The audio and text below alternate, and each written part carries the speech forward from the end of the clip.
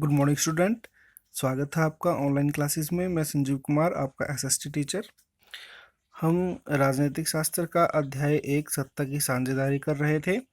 पिछली वीडियो में हमने पढ़ा कि किस प्रकार बेल्जियम जो है उसमें जातीय बनावट किस प्रकार है तथा उन्होंने अपने देश में सत्ता का बंटवारा किस प्रकार किया।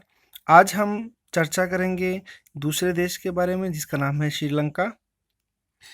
श्रीलंका भारत के दक्षिणी तट पर स्थित है। इसके चारों ओर समुद्र है, इसलिए यह एक द्वीपीय देश है जो तमिलनाडु के दक्षिण तट पर कुछ किलोमीटर दूरी पर स्थित है। अगर श्रीलंका की जनसंख्या की तुलना हरियाणा से की जाए तो यह हरियाणा की जनसंख्या के लगभग बराबर है। इसकी जनसंख्या लगभग 2 करोड़ है। दक्षिण एशिया के अन्य देशों की तरह श्रीलंका की आबादी में भी बहुत सारे जातीय समूहों के लोग रहते हैं। यानी कि जिस प्रकार दक्षिण एशिया के जैसे भारत देश है, इसमें बहुत सारी भाषा बोलने वाले लोग रहते हैं, बहुत सारे जाति के लोग रहते हैं, तो श्रीलंका में भी अलग अलग भाषा तथा अलग अलग जाति के लोग रहते हैं। सबसे प्रमुख सामाजिक समूह जो यहाँ पर है सिहली भाषा का है, जिसकी आबादी कुल जनसंख्या की 74% है। और फिर तमिलों का नंबर आता है जिनकी आबादी कुल जनसंख्या की 18% है।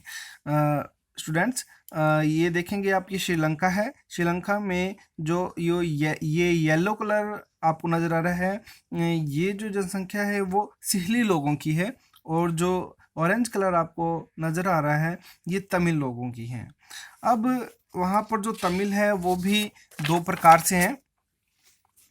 एक तमिल है श्रीलंकाई मूल निवासी जो वहाँ के हैं, उनकी संख्या 13% है, और जो हिंदुस्तानी तमिल है उनकी जनसंख्या शेष है।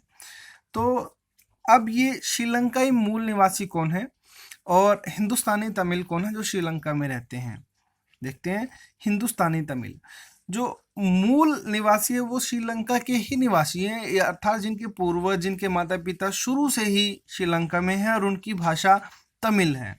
और हिंदुस्तानी तमिल जो औपनिवेशिक शासनकाल में बगानों में काम करने के लिए भारत से लाए गए लोगों की संतान है। अर्थात जब हिंदुस्तान में अंग्रेजों का शासन था उस समय श्रीलंका में भी अंग्रेजों का शासन था, तो श्रीलंका में हिंदुस्तान से कुछ लोगों को ले जाया गया था। उसके बाद उनकी संतानें जो है वहीं पर रह गई, क्योंकि उनकी संख्या कम थी और उनकी भाषा तमिल थी, इसलिए उनको श्रीलंका में हिंदुस्तानी तमिलों के नाम से जाना जाता है। अधिकतर सिहली भाषा लोग बौद्ध धर्म को मानते हैं। जो सिहली भाषा बोलते हैं वो बौद्ध धर्म को मानते हैं, जबकि तमिल भाषा लोग, कुछ लोग उसमें हिंदू हैं और कुछ लोग उसमें मुसलमान हैं। श्रीलंका में अन्य धर्म मानने वाले लोग भी हैं जो ईसाई धर्म के लोग हैं, और जिसका प्रतिशत 7% है, और वे सिहली भी हैं, सिहली भी है और तमिल भी हैं, दोनों हैं वो, और वो दोनों ही भाषाएं बोलते हैं। अब श्रीलंका में बहुसंख्यकवाद का क्या मतलब होता है? बहुसंख्यकवाद होता है कि जब किसी देश में एक ही भाषा या एक ही जाति के लोगों की संख्या बहुत ज़्यादा होती है और वो अपनी बहुसंख्यकवाद के या अपनी बहुत सारी संख्या के दम पर अन्य अल्पसंख्यक लोगों पर दबाव बनाना शुरू कर देते हैं, अपनी बात मनवाना उनसे शुरू कर देते हैं। उस स्थिति को ही बहुसंख्यकवाद कहा जाता है।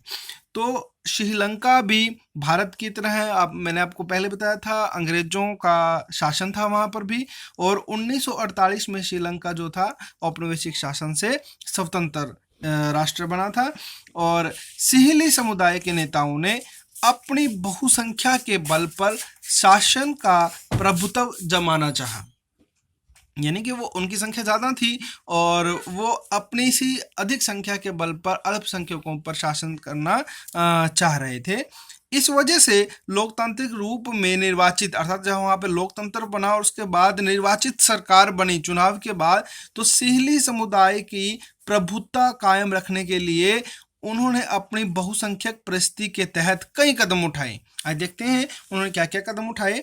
1956 में एक नया कानून बनाया जिसके तहत तमिल को दरकिनार का मतलब होता है नजरअंदाज करके सिंहली को एकमात्र राजभाषा घोषित कर दिया गया था। दोस्तों यहाँ पे याद रहे कि भारत में कोई भी अपना राजधर्म नहीं है। भारत एक स्वतंत्र राज्य है और ये गुटनिरपेक्षता कोई भी धर्म को न अपनाने वाला देश है। इसमें सभी धर्म एक बराबर हैं। परंतु श्रीलंका में सिंहली भाषा को एक राजभाषा घोषित कर दिया गया था। विश्वविद्यालयों और सरकारी नौकरियों में सिंहलियों को प्राथमिकता देने की नीति चली आ रही थी। अर्थात जब कभी विश्वविद्यालयों में या सरकारी नौकरियों में नामांकन होता था, किसी की नौकरी लगती थी, तो सबसे पहले सिंहली लोगों को ही प्राथमिकता दी जाती थी। नए संविधान में यह प्रावधान भी किया गया कि सरकार बौद्ध मत को संरक्षण और बढ़ावा देगी, क्योंकि सिंहली लोग जो थे सभी जो है वो बौद्ध धर्म को मानते थे। अब जो श्रीलंका की सरकार ने एक एक करके ये फैसले लिए थे, इससे श्रीलंकाई तमिल जो थे बहुत ज़्यादा नाराज हो गए थे और वो शासन को लेकर उनमें बेगानापन बढ़ाया। अर्थात वो अपने आप को बेगाना महसूस करने लगे थे, क्योंकि उनको किसी भी तरह के अधिकार नहीं दिए गए थे, उनको नज़रअंदाज कर दिया गया था। उन्हें लगा था कि बौद्ध धर्मावलंबी सिंहलियों के नेतृत्व वाली सारी राजनीतिक पार्टियां उनकी भाषा और संस्कृति को लेकर असंवेदनशील है। अर्थात ना तो वो तमिल लोगों की भाषा की कोई कदर करती है, ना ही उनकी संस्कृति को लेकर चिंतनशील है। इसलिए हर फैसले में, हर नौकरी में, हर विद्यालय के नामांकन में उनको वंचित किया गया था, उन्हें कोई अधिकार नहीं दिया गया था। उन्हें लगा था कि संविधान और सरकार की नीतियां उन्हें समान राजनीतिक अधिकारों से वंचित कर रही है। अर्थात वो राजनीतिक अधिकारों से वंचित है, उन्हें कोई भी राजनीतिक चुनाव लड़ने या लोगों का नेतृत्व करने का कोई अधिकार नहीं था। नौकरियों और फायदे के अन्य कामों में उनके साथ भेदभाव हो रहा है और उनके हितों की अनदेखी की जा रही है। दोनों धर्मों के लोगों में या दोनों भाषा बोलने वाले लोगों में ये जो संघर्ष था, ये जो कह लें कि ये संबंध थे, वो बिगड़ते चले गए थे। श्रीलंकाई तमिलों ने अपनी राजनीतिक पार्टियां बनाई और तमिल को राजभाषा बनाने, क्षेत्रीय स्वायत्तता हासिल करने तथा शिक्षा और रोजगार में समान अवसरों की मांग को लेकर संघर्ष किया। अर्थात अब श्रीलंकाई तमिल भी अपनी मांगों को लेकर सिंहली सरकार से विरोध कर रही थी, वो भी अपनी मांगों को सरकार के सामने उठा रही थी। लेकिन तमिलों की आबादी वाले इलाके की स्वायत्तता की और उनकी मांगों को लगातार नकारा गया था, क्योंकि वहाँ पर सिंहली लोग ज़्यादा थे और सिंहली लोग ज़्यादा होने की वजह से अल्पसंख्यक तमिलों की मांगों को नज़रअंदाज किया जा रहा था। 1980 के दशक तक उत्तरी पूर्वी श्रीलंका में स्वतंत्र तमिल इल्म बनाने की मांग को लेकर अनेक राजनीतिक संगठन बने। बच्चों, यहाँ पर इल्म का मतलब होता है देश। वो अलग ही अलग देश की मांग करने लगे थे, जिनमें वो तमिल लोग रह सके, उनको हर तरह की राजनीतिक सुविधाएं प्राप्त हो। श्रीलंका में दो समुदायों के बीच पारस्परिक अविश्वास ने बड़े टकराव का रूप ले लिया था। यह टकराव गृह युद्ध में परिणत हुआ। अब गृह युद्ध क्या होता है?